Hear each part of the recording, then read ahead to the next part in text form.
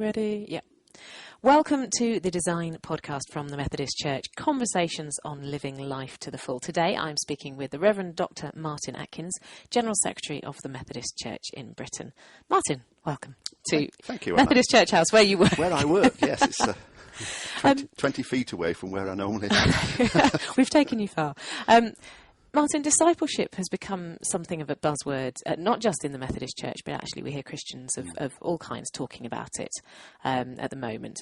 For you, can you sum up in one sentence what discipleship means to you? It means trying to be a follower of Jesus Christ in a way that makes sense in the time and place where you're living. You've thought about that before. I didn't tell you the question before I asked you, did I? So I'm quite impressed. And you've described Methodism as a discipleship movement shaped for mission. So we're talking about what it means to follow Jesus in today's context, in this time. What does that mean when we're looking at being a movement shaped for mission? Well, I think I've got to go a step further back than that. I've coined that phrase, but I've coined that phrase out of a wide range of conversations, which seems to echo or resonate with a kind of deep self-understanding, or at least a very deep aspiration among many Methodists they're the kind of words, and they're somewhat religious words, but they articulate this kind of deep desire in Methodist people. And I think it's born out of what I call a disquiet, or a divine disquiet. The difference between a disquiet and a divine disquiet is we can be disquieted about all kinds of things. But if we believe that ultimately God is creating the disquiet, then spiritually you've got to say, well, what have I got to learn? What is it I'm listening for? I always go back to Paul Tillich, who said, people cry out to God when the ground under their feet is shaking, only to discover it's God who is shaking it. So you go back to asking the question. And I think that what I've urged Methodist people to do, and what many of us have felt we wanted to do, was to say to God, here we are, we're 270 years old, we've got this plant, we've got this money in the bank, we've got this number of people, here is the state of the world, here are the communities we work in, here are our friends and our relatives. Who are we and what do you want us to do? And I think it's that big question that really forms the background of saying, in religious speak, we desire to be a really good movement of people who try and embody individually and corporately what it is to be a useful vehicle for God, promoting the Christian faith and promoting and advertising and witnessing to what it is to be people whose lives are shaped by the grace of God in Christ. And you spoke about the question, who are we and what do you want us to do? I mean, we've said discipleship is what it means to be a Christian, what it means to be a follower of Christ. How does Methodist identity change the flavour, the look, the feel of discipleship? What's the Methodist identity that we stamp on discipleship? It can't be the same as what it means to be a United Reformed Church person to follow Christ. Well, there's a huge overlap. I mean, it's a little bit like all good ecumenism. You spend the first fertile time discovering that in spite of feeling that you're very distant or have no real knowledge of your Anglican neighbours or your Roman Catholic brothers and sisters somewhere else, the first thing that all conciliar and historic ecumenism discovers is that they've got 98% of things in common. It's the 2% that you then spend years and years and years trying to extrapolate or work together about. And it's the same about discipleship. I've not written or said anywhere, nor do I hear Methodist people say in a rather kind of exclusive kind of way, we're the best disciples of Jesus. Discipleship of Jesus is a common calling for anybody who would call themselves Christian. And I'm privileged to go around the world. I see people striving to be good followers of Jesus and living lives that are worthy of somebody who claims to be a follower of Jesus. In Pakistan, in Fiji, we're thinking at the moment of what it means to be a follower of Jesus when the government is telling you what you can and cannot do. In America, in a place of affluence, or a different thing. In Britain, what does it mean to be a disciple? Well, 80-90% of it is just what it means to be everybody else. Are you a person of prayer? Are you a person who believes that God has a plan for the world? Are you a person who believes that God in Christ, when God entered the world, said, this is the kind of values, this is the kind of people I want you to be, that enrich and nourish and transform the world for good? Now, all those things, I think, are endemic in all discipleship. If you're asking me the question, what are the subtle, and I call them tones or moods of Methodist discipleship? Makes it sound like a shelf at B&Q. Well, it is in the sense that it's all paint, and it's all valuable paint, but you're likely as not to see in any Christian tradition something that marks it out, so that if you're an intelligent observer, they wouldn't have to tell you that they're Anglican or Baptist. You just pick it up in the sort of runes. Now, in Methodist speak, I could speak for a long while. It's a short video, but let me just focus on two things that I think are very important about Methodist moods and tones of discipleship. The first is the notion of connectionalism, which we wrestle with in all sorts of ways.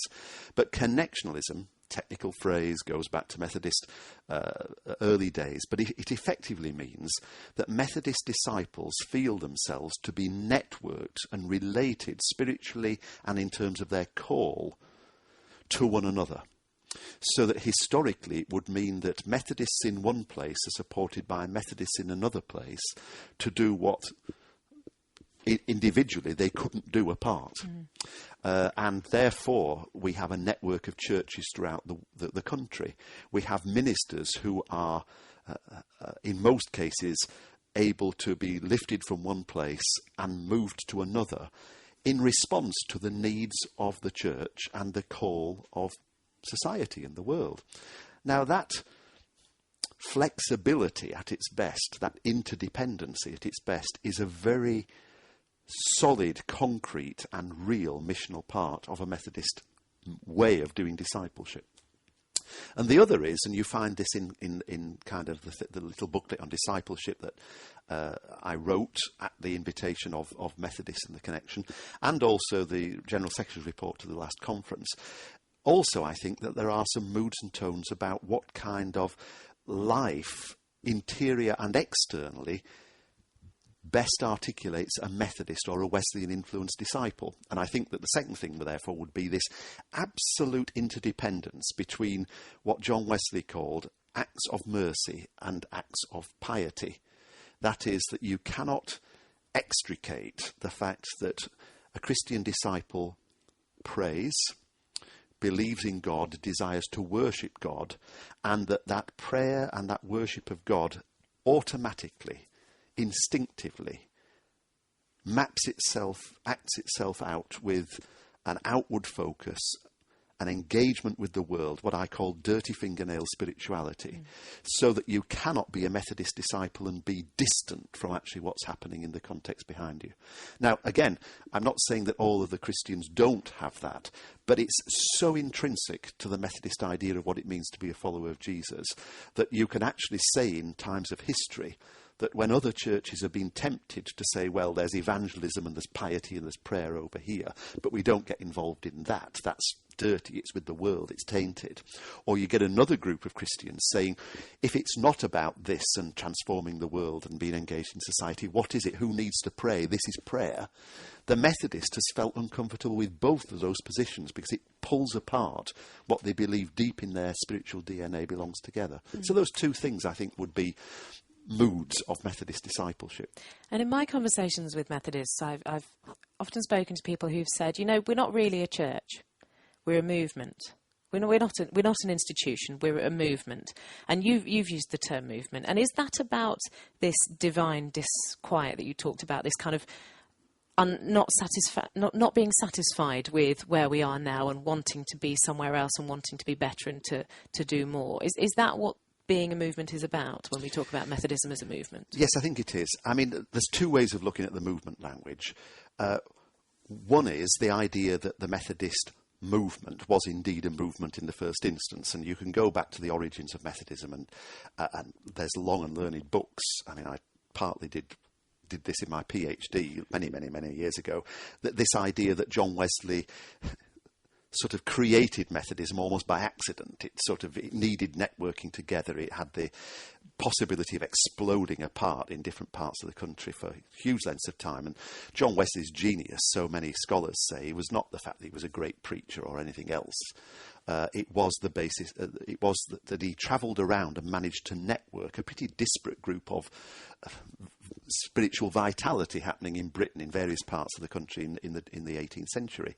So it was most certainly a movement in the first instance, rather than a new church, in the sense that, say, for instance, Baptists in the 16th and 17th century deliberately sought an ecclesiology around systematic theology, which they saw right from the beginning, even with the wrestlings of parting from the Roman Catholic Church as something that claimed to be the one holy church. Nevertheless, right from the beginning, it saw itself as an alternative church. I think the history of Methodism isn't quite as clear in terms of a secession from one thing to another to be an alternative church. What happens is that here is a renewal movement within Anglicanism, which very quickly gets overtaken by people becoming Christians who have no location in any kind of recognised Christian grouping. And so, not surprisingly, by the time you get near the later part of John Wesley's life, he's facing an uphill battle between people who say, this is all I know. I'm 50 years old and I've only ever belonged to a Methodist society. Of course it's church. So there's the backward historical theological bit, if you like, of this movement language. I don't think I'm not so much wedded to that, because I think that what we're saying by the phrase "a discipleship movement shaped for mission" is far more important to see it in forward think rather than simply backward think.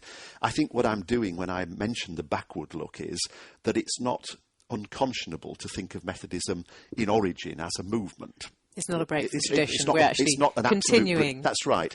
It's not as if we're sort of inventing it from nowhere and saying it's no part of our tradition. Of course it is. The fact is that we're a church. We have sacraments as a church in the tradition. We take great delight in saying in our foundation deeds that we are a church in the Protestant Reformation, standing in the evangelical tradition. That's the language of the Deed of Union. So of course we're a church. I think what I've heard Methodists say to me, and I share with it fully, is that the language of a church has now become associated in many people's minds, wrongly, perhaps superficially, in clear terms, but nevertheless in instinctive terms. When they say we're a church, it means that we've got everything set. We've built the building, we've paid for the building, the pews are in, it's located here. And so from that settled position, every question then begins, this is set, how does this fit into this? Whereas I think the language of a missional movement or a discipleship movement shaped for mission means that you ask the missional call questions first, and then you say, how does what we've got change shape so that we're better able to do that? So what are we going to do before we say, what do we look like at the moment? Yes. Is that what you're asking me? Yes. Yeah. Like what? So are you saying that we kind of go, okay, we look to the goal first and then figure out how we get there from here, rather than saying, well, how do we get those people over there to come through our church doors and sit down on a Sunday and be quiet for an hour and a half and listen to what we've got for them? Well, that's a good example, because it's quite clear that missiologically, big word, in terms of what we see happening in our Western societies, and Britain is a particularly stark version of it. Grace Davy called Europe the exceptional case. Britain is a peculiar case within Europe, and quite a lot of sociologists of religion have recognised that. In Britain, what we definitely know is that the kind of worship and the kind of life that what we might describe as a lovely and devoted group of Methodists, that kind of life seems to commend itself to fewer and fewer people in the general population. And I think it's that sets up the disquiet and the disease in the most lovely of normal Methodists. And I think of huge numbers of people that I know in their 80s, 90s and downwards to whatever, who sort of say, well, it suits us and we've almost become churched in the sense that we understand what we're doing. But it grieves us to think that our children and our grandchildren seem to find no calories in this. It doesn't seem to be a life full enough. It doesn't seem to be a discipleship rich enough for them to say, there's anything in it for me, mum and dad, grandma and granddad. Now that sets up the disquiet. And I think that disquiet is there from God, if you like, that God is saying to us, well, you might be content, but is that sufficient? you know. And I think more and more Methodists are saying, no, the missional agenda is the one where we ask the question, what does God want of us in this time, with all our resources, with all our buildings, in order that the pearl of great price that some people who seem impervious to the Christian gospel, if we really believe it's good news, if we really believe that following Jesus is worth the candle at all, then what is this vehicle that we've got that God wants us to use more effectively to reach more people? Sure. Now, for me as the General Secretary, what that means is that I think we are saying to one another quite a costly thing, and that is that the things that might show the way, riskily, there's no guarantee, in reaching new constituencies with the gospel of Jesus Christ is primarily not geared towards bringing them back so they take their place in our pews and repopulate our churches in exactly the same way they've been for another generation, but that we put a disproportionate amount of time, effort, staffing and resourcing into teasing out ways whereby those other people can encounter an authentic Christian life in the 21st century. I think that's what God's calling us to do. And you can't do that while remaining everything saying, well, that remains untouched. We've got this little bit of fag-end time and fag-end money over here to spend exploring this. It's got to be a more radical shift. And so I think the General Secretary's report was saying, if you agree with this direction of travel, what we're saying is that everything's in the mix, but the general view of our church is that it's now a resource given to God, and nothing is sacred in the sense of there it is, in order that we move faster and more speedily and more wholeheartedly towards this kind of obedience.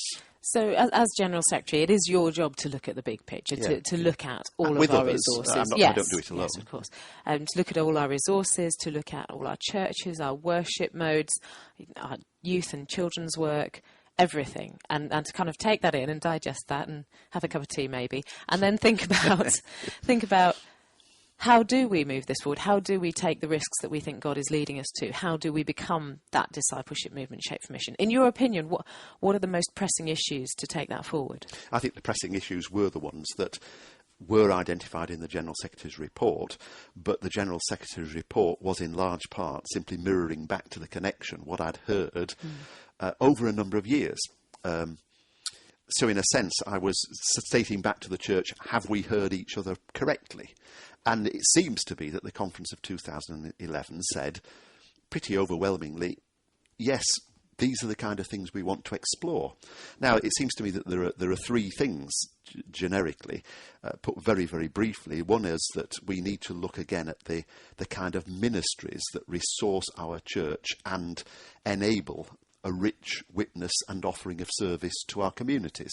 So I articulated things like, what does a circuit leadership group look like, especially now that we've, in the last 3 years, lessened the number of circuits by about 150 to 170. You see, we forget that in 2006 there were 617 circuits with 1,790 active full-time presbyters. Now we're in a situation where we don't know exactly how many circuits there are, because every week something's changing, but we reckon something around about 490 at the moment, and falling. Now, it's not because there's a kind of Orwellian, small circuits good, a small number of circuits is good, large number of circuits is bad. It's because we're recognising that very, very small circuits were reproducing large numbers of roles, taking up large amounts of time and energy from a limited number of people and vitality, so that we began to say to one another, we can do certain things in bigger units that release energy to focus more on things that really, really we feel need doing. And that's the impetus for me behind regrouping for mission. It's not simply that a strategy for decline. In fact, it's quite the opposite for me. I've got no interest in managing decline. Decline will manage itself. If you leave it alone, it'll sort itself out wonderfully. What I'm interested in is, what do we learn that by galvanising circuits or churches together, by reigniting vision, by reflecting on what discipleship is, by reflecting on what the interplay between lay and ordained people are as common disciples of Jesus, bearing witness in their life and in their work and what they're doing, how does all that refocus upon the core purposes. And then what happens out of that? So to resource those kind of ministries in small groups, in leadership teams, this idea of pastoral focus, partly to provide focus in a church, which very often sees itself as rather disconnected from one to the other, and also to release then the possibility that a group of people in ministry can themselves identify where that limited amount of ministry is best focused. You see, we can't do everything. So for the last 10 years, we've said to ourselves, if we can't do everything, what is it we've got to do? And that's becoming an ever more pressing problem for us. And my answer is, we do the things that see ourselves as poured out in order to be a discipleship movement shaped for mission, which is given over to God for the good of others. You talk about not being able to do everything. There is a kind of tendency among Christians to go, well, that's a good idea, and that's a good idea, and that's a good idea. So we must do all of the things that are good. Yes. And then you find yourself, I think, getting stretched thinner and thinner and thinner. But we do invest in new things, and we do invest in new ideas, like the Venture FX Pioneer Ministries scheme and the Youth Participation Project and Fresh Expressions. You know, we're a major partner in that. How do we keep doing those things that are good and are worth doing in the myriad stuff that we could be doing? How do we keep holding all that together? Is there a danger that by doing youth participation and Venture FX and then maybe traditional church in one area, that the church becomes so disparate it starts to pull apart? No, I don't think so. I mean, there is that danger. Of course there is. And the more it seems to become an exotic thing that those who like doing that over there and has pristine money that doesn't touch. You see, I think the thing that really is coming home to us is that up to now we've been able to resource these exploratory, more outward-focused kinds of ministries. We've been able to resource them out of money that we've got in the bank. And so in a sense it's not touched what you might call the normal routine life of church as we've known it. That's going to change. In fact, it's changing already. Now, in a sense, we're put more and more in a situation of we can't do both. Which are we going to do? And I'm a person who is urging Methodism that the faithful, hope-filled thing to do is to increasingly take the risk of saying we use a greater proportion of the money that we have locally, how we spend it locally, on those things that are not simply servicing church as we know it. There's nothing wrong with that. I'm not arguing it's somehow a debased way of using our resources. But all the signals are that if we continue to do that, we are missing a kind of vital call of God to be more engaged with things that work. And my answer would be to people who say, well, why do we have to do that? Is my answer would be because we're doing the 21st century version of what Methodism did at the first, and that is looking round and saying, how do those who don't find it easy to encounter the gospel, to see the relevance of Christ, to experience the love of God in society, what's going to be the instrument that God uses in order to do that? Rather than to sort of say, here we are, come and join us if you feel somewhat comfortable or in need. So I've said very stupidly, boldly, whatever the phrase is, back to the church, we have 5,300 chapels. That's far too many for what we need. And that's not to say that they're all bad. You see, this is the nuance of the thing. I'm not saying, therefore, close them. What I'm saying is that we should be bold enough to say in every circuit, in every district, as a connection, is this fit for our purpose? Do we need them all? Do we need to own them all? What's the nature of a church as a satellite station of disciples in the world, as both a focus and a point for dispersal for ministry in the world? How many of them do we need and where should they be? And in a sense, what I'm hoping is that that's an energising question. It's not a dictatorial question. It's just simply a statement of fact. Because even without asking that question, we're losing 100, 150 a year through closure anyway. And at the moment, all that's happening is that the money from that is going in various places. But if it's simply retrenched back into a kind of central pot that enables the rest of them to survive without asking those kind of missional questions, then that really is a managing of decline. And I suspect that huge numbers of Methodists simply say we don't want to be as unimaginative and unmissional as that. So let's ask the questions. If we release that, can we do this? So I'm urging Methodism to continue to use for at least a long time yet, a disproportionate amount of finite resources in exploring what God might be leading us into. And if I can just say one more thing, I know time's going, the amount of money that we put in something like the Fresh Expressions Initiative is round about £110,000 a year. The stipend budget, I realise it's not like the stipend budget that we pay to sustain our ministers, quite right, is about £64 million a year. Now, that's the proportion of what we're talking about. It's very easy to say this is extra, it's somehow exotic. But look at it. In 7 years of the Fresh Expressions movement, our latest statistics for mission now tell us that 1/3 of all Methodist causes in the country have formed what they consider to be a fresh expression. And that's on £110,000 a year. It's good money. Yeah. Well, as you say, we really nearly are out of time. But I want to ask you very quickly before we finish, very briefly, what kind of Jesus do you imagine when you think about the Jesus who is leading us forward through this divine disquiet? I see I see an angry Jesus. I'm not governed by an angry Jesus. I mean, I'm a Methodist, I'm a Wesleyan, I'm sort of sloppy with prevenient grace. Jesus is all compassionate and all loving and all forgiving, and I never reach the end of his forgiveness. So yes, that's but in terms of what the Spirit of Jesus is saying to the church, the Spirit of Jesus is saying to the church, can I use you or can't I? Are you going to be with me incarnationally in Britain in the 21st century, or are you going to be a movement that history consigns to a particular time in history, and history is replete with the bones of churches that didn't hear the cry to follow and accompany Christ into a new world, with dirty fingernails, with resolute prayer, with a pretty radical agenda of social change and social justice, and the promise of an inhabiting Spirit that makes all things possible. That's the kind of Jesus. Brilliant. Well, thank you very much for your time, Martyn. And if you've been listening and you want to track down some more of the Design podcast, you can visit www.methodist.org.uk/design. That's DSIGN.